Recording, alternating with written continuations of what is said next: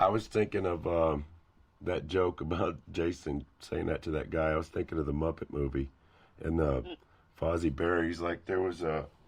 I'm trying to think of it. He said there was a sailor that was so fat, and that big sailor stood up and goes, "How fat was he?" And he's like, he was so fat that everybody liked him, and there was nothing funny about him at all. And everybody booed him. And then somebody yelled, "There's drinks on the house," and everybody went to the top of the roof. And classic Muppet humor. But that's kind of made me like that, that uncomfortable feeling. My absolute favorite were the Muppets, man. I always loved the Muppets growing up. And the only tattoo I ever seriously considered getting in my life was a tattoo of Animal on my shoulder. I never got it, but that was the only one I ever really thought about doing, was getting a tattoo of Animal.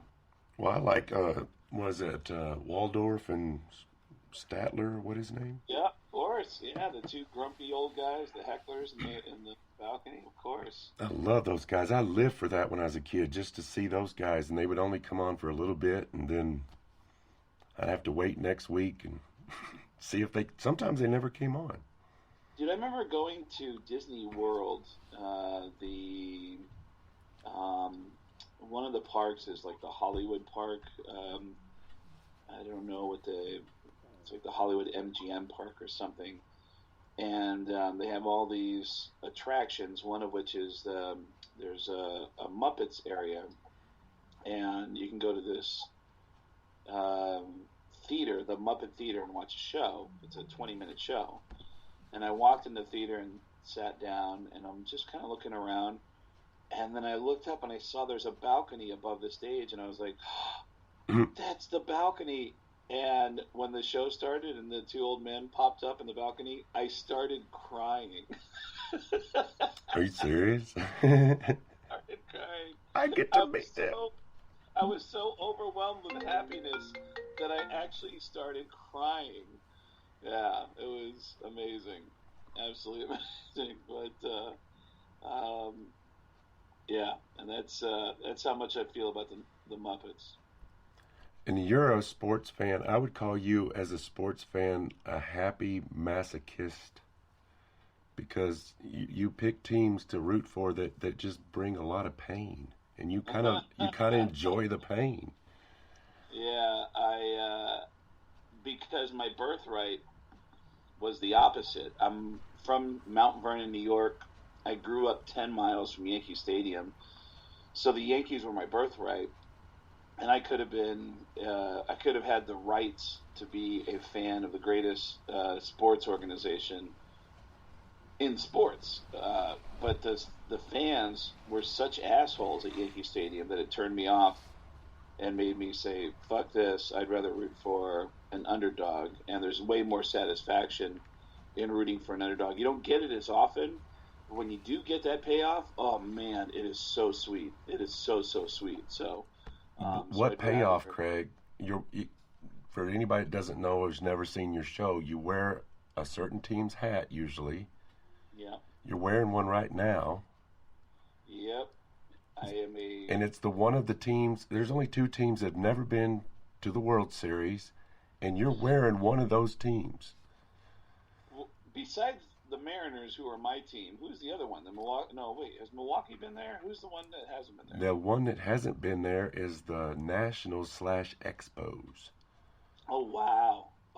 And they were supposed to go that. I thought they were going to go that year, but then the strike happened, and wow. They had Guerrero and what's his name? He pitched for the Boston. Yeah, I saw that they had a exhibition game in Montreal right before the season started between the Blue Jays and somebody else.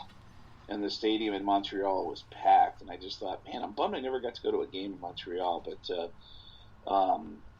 yeah, I am one of 7 Seattle Mariner fans that are still left.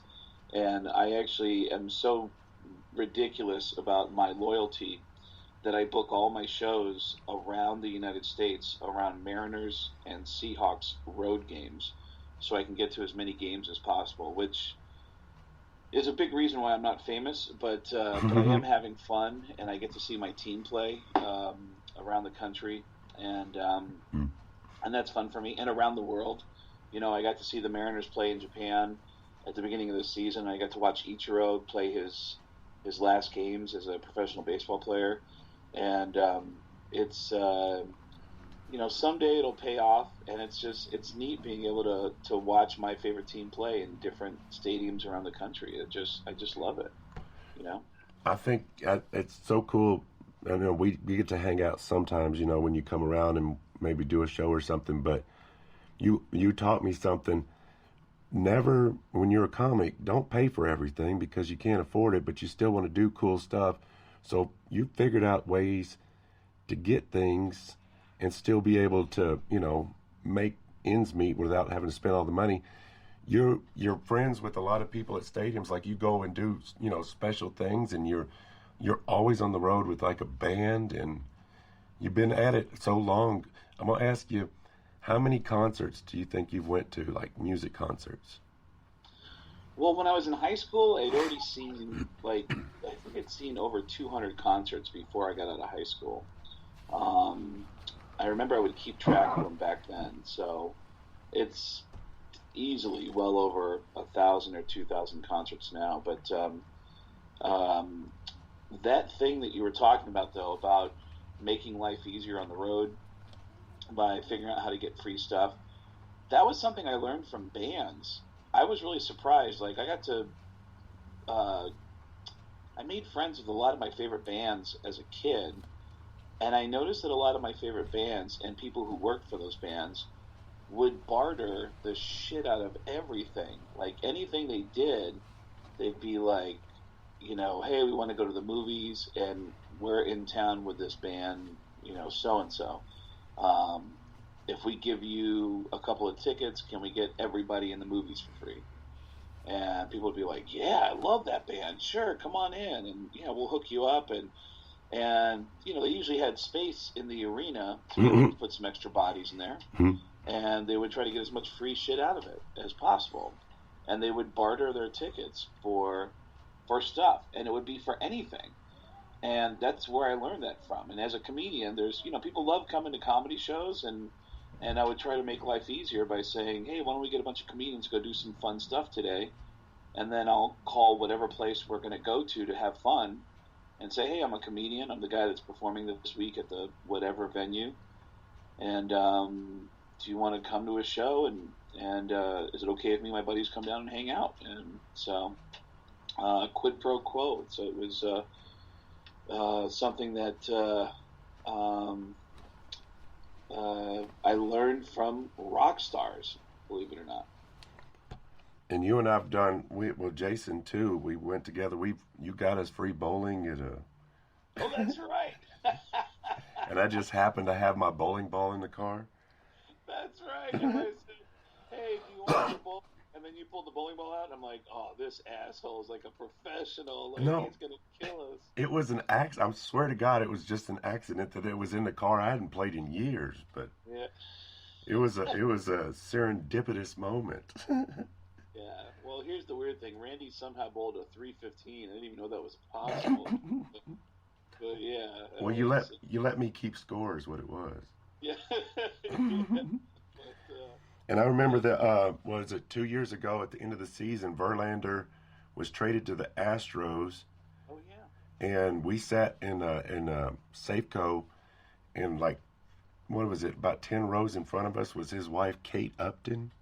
Yeah, Kate Upton. And we did a live video on Facebook talking about how we were going to walk over and talk to Kate Upton. And between the three of us, we could not come up with a decent way to say hello like a normal human being. We were just like the three clumsiest human beings in the world. And all we just kept doing was just zooming in on her on our camera and just trying to get like shots of her face. Her face? Forget her face. I was trying to get her to stand up. I wanted her to cheer at something. She trying to walk by in front of her and go, oh, look, I dropped one of his baseballs. Pick it up. Yeah, it was that was fun, man. It's of all the things that I've been lucky enough to do in doing stand-up for 26 years and making a living at it for 19 or 20 years, my favorite thing about it has been the thousands of hours of time that I've spent with other comedians, just laughing and having fun and analyzing comedy, analyzing our favorite places to play, our favorite comedians, the people we've worked with, the people we hated working for. I've loved every moment of all those conversations, man. That's been my favorite thing so far of this whole journey. Now, after that game, too, I remember, was it Ben Shepherd from Soundgarden? Or was it Kim? Was it Kim? I thought it was Kim. I remember, I always see Kim at the games. You're saying we ran into him? Yeah, maybe it was Kim. Yeah, because I know Kim. I hung out with Kim a lot. We've hung out at a mutual friend's house and had barbecues together. And but yeah, Kim Thayil is the one that I. Yeah, that's who it was. But that was cool. You kind of just bumped into him, and y'all were like, "Hey, what's happening?" Oh yeah, it's weird, dude. Yeah, it's weird. Like I went to an Aerosmith concert 2 weeks ago in Vegas, and Mike McCready was there from Pearl Jam, and Mike saw my comedy special, and I was like, Mike, what's going on? And it was his birthday, and he came to the show with the drummer for the Red Hot Chili Peppers, and we all just kind of ended up hanging out. Yeah, it's weird. It's really weird. I'll always remember Eddie Murphy doing an interview on The Tonight Show with Jay Leno, and Jay Leno said, I saw that you got married recently, and the guest list for your wedding was Magic Johnson, Tom Cruise, and Wayne Newton. And Eddie Murphy explained, yeah, here's the thing, is when you're a stand-up comedian, like, athletes feel like the only people they can identify with and relate to is other athletes. Movie stars can only hang out with other movie stars. Musicians only understand musicians. But when you're a comedian, everybody wants to hang out with the comedian. So people let you hang out in their world. And I totally relate to that. As a comedian, you're allowed to go to places and hang out with people that you have no right hanging out with because you're a comedian. And I love that. Oh, you love it. Yeah, if people go to your Facebook, they're going to see pictures of nothing but pictures with you. Chad Smith is who you're talking about, right? Yeah, Chad. Uh-huh. Did you see that bit where him and Will Ferrell were drumming it off? Yeah, of course. They look pretty similar. Yeah, Chad's in a video with me that I filmed at a rock festival that I performed at. I'm actually going back to the rock festival in 2 weeks to perform with System of a Down and the Foo Fighters. But a few years ago, I performed at this rock festival with the Chili Peppers and Disturbed and Steel Panther and Megadeth. And I got a bunch of my friends in those bands to film a funny video with me, and Chad was one of the guys. I didn't know Chad that well back then, but Chad had always heard about me through a friend of mine who used to be a guitar tech for the Chili Peppers. My buddy Dave, who's a dear friend of mine, worked for the Chili Peppers for over 10 years and would always show Chad videos of me. So when I saw Chad a few years ago, I was like, hey, Chad, my name's Craig Gass. I'm a stand-up comedian. I actually, you and I have a mutual friend, Dave Lee. And Chad said, are you the guy that does the Gene Simmons? And I was like, yes. And he was like, oh, yeah, dude. He goes, yeah, what do you want to do? And I was like, can I just get you on film and just say that I'm not funny? And he was like, of course. So we filmed it really quickly, and he was great. He was really great. And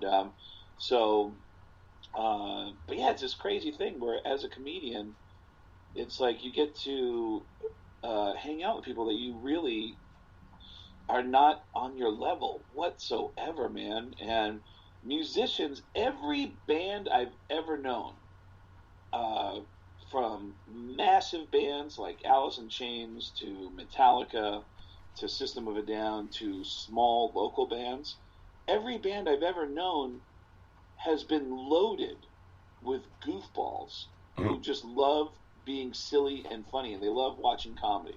And every comedian wishes that we were cool. So there's this mutual admiration society that we have in the middle where